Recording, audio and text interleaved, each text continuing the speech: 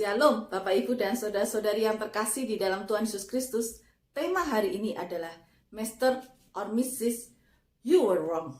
Terambil dari 1 Korintus pasal yang pertama ayatnya ke-27 demikian. Tetapi apa yang bodoh bagi dunia dipilih Allah untuk memalukan orang-orang yang berhikmat. Dan apa yang lemah bagi dunia dipilih Allah untuk memalukan apa yang kuat. Demikian firman Tuhan. Pernahkah kita mendapatkan atau kita menerima kata-kata maupun kalimat yang merendahkan atau menghina kita? Dan apa rata-rata respon kita? Apakah kita marah, benci kepada orang yang mengatakannya kepada kita? Kita tidak mau kenal lagi dengan orang tersebut, kita menghindari orang tersebut, kita blok nomor HP-nya, atau ada hal lain yang bisa kita lakukan ketika kita mengalami hal yang demikian. Dalam hidup ini mari kita sadari kita tidak bisa menghindari atau menolak orang berkata apapun tentang kita. Apakah itu perkataan positif ataupun perkataan negatif adalah sepenuhnya pilihan orang tersebut. Kita adalah sasaran dari orang tersebut. Tetapi kita punya pilihan. Apakah kita mau membenci, marah, menghindar, ataukah kita kemudian melakukan pilihan yang lain. Ketika kita menerima perkataan itu, apakah kita setuju dengan perkataan itu? Dan ketika meskipun kita marah, tapi kita setuju, maka perkataan itu akan menjadi milik kita. Dan seperti apa yang dia katakan, itu pula yang terjadi pada diri kita. Contoh, dasar kamu malas, dasar kamu bodoh, dasar kamu tidak bisa apa-apa, dan lain sebagainya. Ataukah sekali lagi ada hal lain yang bisa kita lakukan meskipun ketika kita mendengarkan kata-kata ataupun kalimat yang menyakitkan itu, hati kita juga ikut terluka. Ada sebuah buku yang berjudul Miss Phillips, You Were Wrong, ditulis oleh Peter G. Daniels.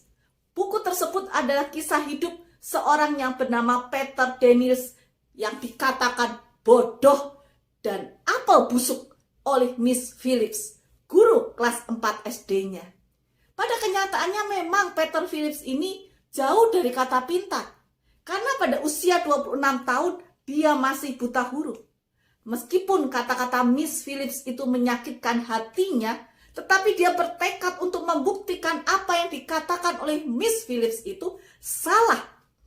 Dan suatu saat ketika dia menerima Tuhan, dia betul-betul menyerahkan hidupnya untuk Tuhan, hidupnya berubah. Dia belajar, dan dia belajar. Dia bisa membaca, dia bisa menulis, dan bukan hanya itu saja, dia belajar di dalam dunia bisnis.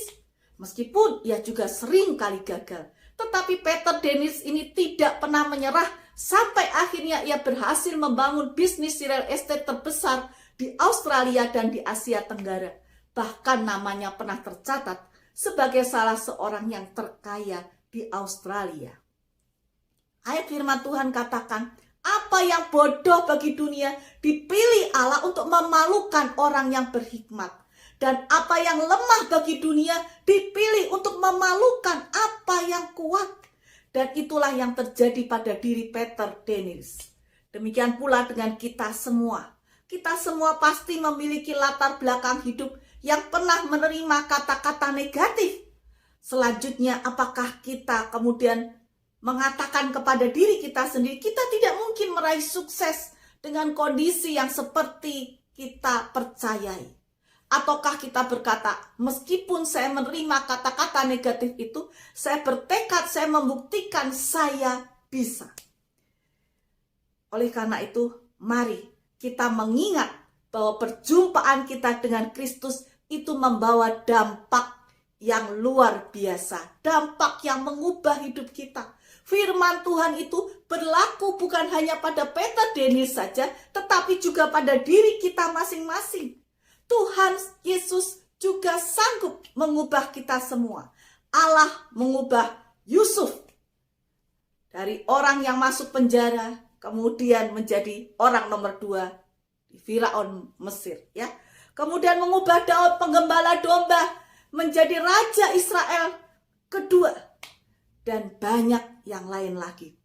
Oleh karena itu sekali lagi, mari kita buktikan kita tidak seperti yang orang lain pernah katakan hal-hal negatif terhadap diri kita.